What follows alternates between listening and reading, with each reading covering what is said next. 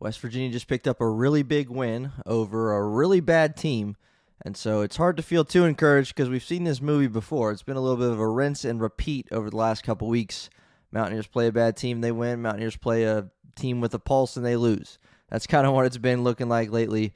We're going to give you a little bit more on this episode, this game recap of the Mountaineer big win over Little Rock. This is the Mountaineer Moment, your source for all things West Virginia football and basketball.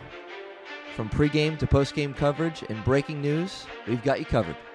Let's go. Welcome in, everybody, to episode 113 of Mountaineer Moment. My name's Troy. I am your host, and this is your source for all things West Virginia football and basketball, available on YouTube, Apple Podcasts, Spotify, and Amazon Music. Wherever you're watching, wherever you're listening, hit that subscribe button for us. We just hit 400 on YouTube. Super excited about that as we continue to grow this Mountaineer Moment community, and super thankful and appreciative of all the support from any of those platforms. I know the audio listens are continuing to trend upward too, so thank you for listening, tuning in here to Mountaineer Moment. And again, I mentioned in that open, Mountaineers get another win over a really bad team. Little Rock is not good. They fall to 2-8 on the season. Mountaineers obviously improved to 8-3. We're going to talk about that game. We're going to talk about what's up next. We're going to talk about some standouts from this game. But we are going to address the elephant in the room, because it's something we've been talking about here on Mountaineer Moment over the last couple weeks, is this trend. This annoying trend. Mountaineers win tonight 90-58 over Little Rock. But to start the season, they started 5-0. We know the deal. They had a big win over Pitt, which, might not be that big of a win because of how Pitt's playing this year.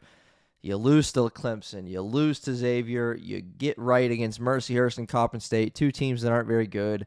Then you lose in Charleston to Wake Forest by 9 points.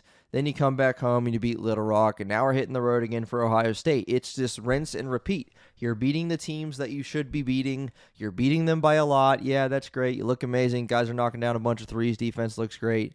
And then you play a team with a pulse. You play a team that's any good, and you're losing those games. And so that trend, if Mountaineers want to do anything remotely good this season, that trend has to stop. But we are still riding that wave because West Virginia just dismantled a Little Rock team who, again, falls to 2-8. A Little Rock team that is not good. A Little Rock team that you hung 90 on. A Little Rock team that you had a 24-point lead on at the end of the first half, and then you win it 90-58. Obviously, offense did their thing, knocking down 15 threes. Due in large part to honor Huff and Treysen Eaglestaff, whose numbers we'll get into in a moment. But you knock down 15 threes, you shoot it 56% from the floor, and then defensively you had a pretty good night, especially in that first half. But again, it's like, how excited can you get? Because this was quite literally to be expected. I expected to beat Little Rock by a lot of points tonight. I just did. And you did too. And it's just this trend. It's this wave that they're continuing to ride because, again, if you look at just the point differential in these last few games against, lesser opponents, right? You beat Mercyhurst by 32, 70-38. You beat Coppin State by, it was 91-49, so by 42 points. And then, again, you beat Little Rock 90-58, so by 32 points. I mean, you're blowing teams out. But you're blowing teams out that you should be blowing out. And then, on both sides of those games, you're losing to teams that aren't ranked, but are power conference opponents. Clemson, Xavier, Wake Forest. I get it. I sound like a broken record. But this cycle is pretty remarkable. And we wouldn't be sitting here talking about a cycle if you just won one of those games, but you haven't. You step up in competition and you're not winning those games. As we're recording right now, West Virginia plays Ohio State next, and it might go final obviously by the time you're listening to this, but Ohio State is playing against Illinois right now. It's a tight game in the second half. Clemson is trailing by 4 to BYU right now with a minute to play in the second half of that one. That'll be final before I'm even done recording. But speaks to the opponents that you've played and one that you're going to come up playing against Ohio State. But the hope, obviously, is that the cycle ends on Saturday and you pick up a win over a Big Ten team and on a neutral site game. All those games you've lost have been on neutral site courts, obviously in two cities named Charleston. But for now, as this is a recap episode of the game against Little Rock, all it really is, unfortunately, is another win against a really bad team. You did what you were supposed to do. Congratulations. Move on. Let's go beat a real team. No offense to Little Rock, but let's beat a team that's on our level. And you just simply haven't done that in a while, or at all, depending on how you view Pitt basketball this year. Let's take a look at the box score for the Mountaineers. Again, led by Honor Huff and Treysen Eaglestaff. Obviously, two guys, you brought them here to do exactly what they did tonight. They combined for 13 of the Mountaineers' 15 threes. An aggressive Eaglestaff who went 8 of 14, 5 of 10 from beyond, 23 points. He did not even get a shot off against Wake Forest. Remarkable stuff there, but got right tonight. And then Honor Huff, 24 points, 8 of 11 from downtown. He was knocking them down early and often. Really impressive stuff. He just continues to knock down shot after shot after shot. He's, the nation's leading three-point basket maker, one way to say that, in last season, and he's at the top again this season, or near the top right now, as we currently sit through 11 games for West Virginia. So you like what you see there. Those were the only two guys in the starting lineup in double figures. Bilo had a little bit of a bounce-back game, 8 points, 7 boards for him. Obi Oha, he's a guy we've been talking about a little bit lately. Had obviously a tremendous game against Pitt, but has struggled since. 4 points for him, 7 rebounds in 20 minutes. Jasper Floyd, just 2 points. 6 assists, though, for him, which you like. And then off the bench, Chance Moore, again, being really, really good, going north and south, getting to the bucket. Had 12 points to go along with 6 rebounds in 15 minutes of play. Amir Jenkins did a couple really, really good things tonight. He continues, for a small guy, to get some rebounds and stuff the stat sheet. 5 points, 4 boards, 6 assists, and just 1 turnover for him in 18 minutes. Jackson Fields, active on the board, 7 rebounds to go along with 2 points. You out-rebounded Little Rock 42-29, and he had a lot of assists, especially in that first half. I think Mountaineers had, I don't even know, I think it was like 15 assists or something. That could be wrong. But they had 22 on the night. Mentioned Jenkins and Jasper Floyd each having 6 assists. We mentioned coming into this game, Little Rock has trouble taking care of the basketball, and they did turn it over just 11 times, which is below their season average.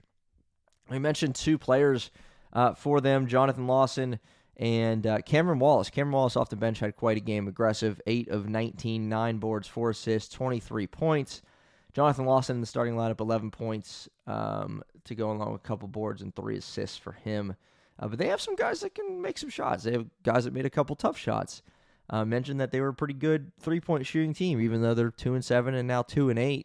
They knocked down 6 of 18 from beyond the arc for 33%. And again, Mountaineers, their best shooting night, because both of their guys that you brought in to score the basketball, shoot the basketball, Honor Huff and Treysen Eaglestaff, shot it really well tonight. So if they finish the day 15 of 30 from beyond, and almost better three-point shooting than free throw shooting.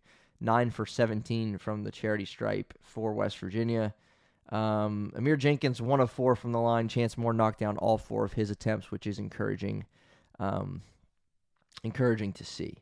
So 58 points allowed for Little Rock. Again, another team held under 60. West Virginia puts up 90, which is their most points this season, which is encouraging to see. And again, it makes sense given what you had between your 2 guys two guys coming in that you brought to score in Honor Huff and Treysen Eaglestaff. So again, though, this trend continues, and we'll get to that in just a moment, just to kind of tie a bow on it. But Treysen Eaglestaff, definitely at this point, it seems like an up and down kind of 11 games for him. He started not so well. Obviously, his previous season high had come against Xavier in that loss. He put up 20 points, was aggressive, and it showed in that one. And then since that game to Xavier, he had 9 points against Mercyhurst, 11 against Coppin State, and then again a goose egg against Wake Forest because he didn't even get a shot up in just 10 minutes played. But encouraged by his largest output in this one against Little Rock. Helps when you get 5 threes, but 23 points in 24 minutes for Treysen Eaglestaff. His best game of the season. So he's been over 20 twice, or including that game against Xavier and one against Little Rock. 14 shot attempts, 15 against Xavier, and yeah, so certainly encouraged by that. But it's again, given that we're in this cycle, because we still are. And you're in this cycle until you prove otherwise. And you have an opportunity to prove otherwise coming up on Saturday when you go to Cleveland to see Ohio State. That Clemson BYU game is coming down to the wire. 5 seconds left. I see. I'm just tracking. I'm not watching it, but 5 seconds left, and it's tie game. Whoa. Okay, so we'll see what happens in that one. But all that to say, you got Ohio State Saturday. Another game that is an opportunity to win against a power conference opponent. And this is your last one in the non-conference slate that you have. West Virginia hasn't beaten anybody yet. I mean, they haven't beat anybody. Pitt is really struggling. Not to say that they can't turn around and make some noise and win some games in the ACC to make that win look a little bit better.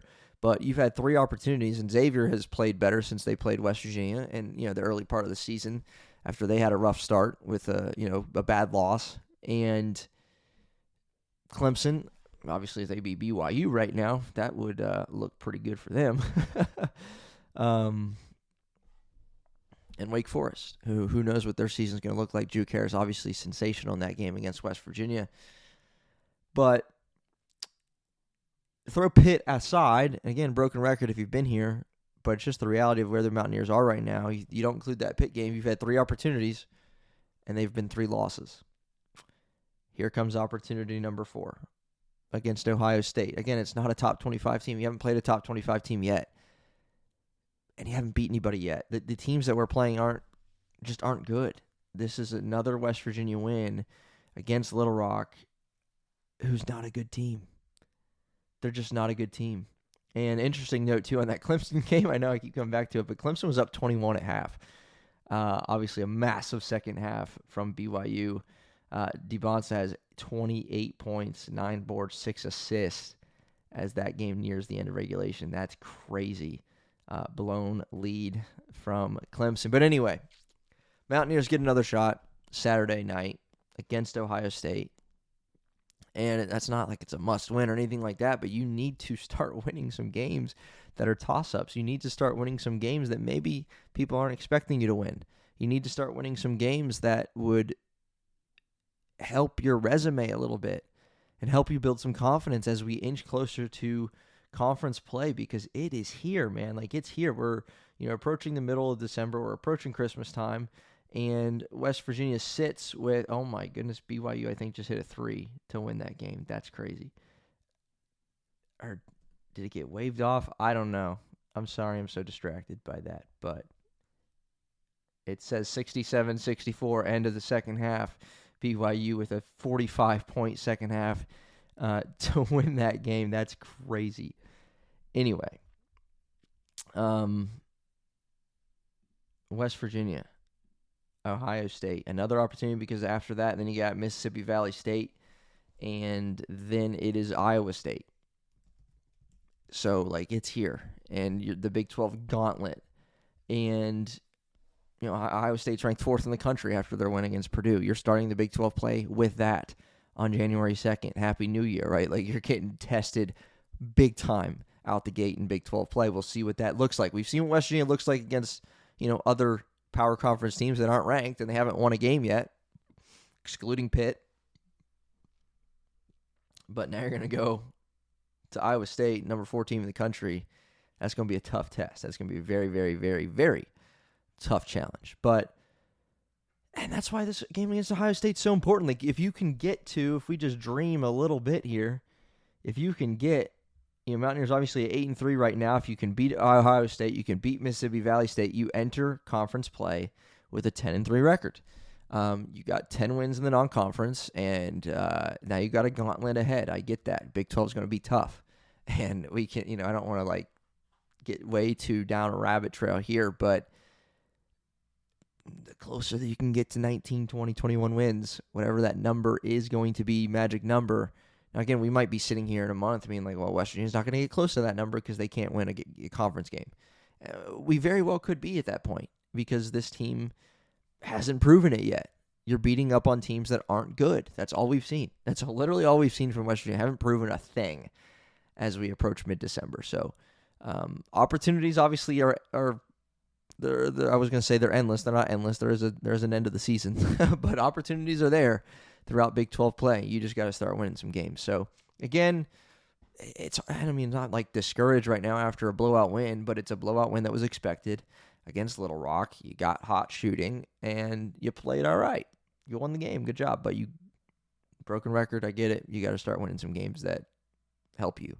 So, again, episode 113 of Mountaineer Moments. We'll see you next time. Up next, obviously, we'll give you a preview and talk about that matchup with Ohio State, and then obviously post-game reaction immediately following the game. So we will see you next time on Mountaineer Moments. Let's go Mountaineers.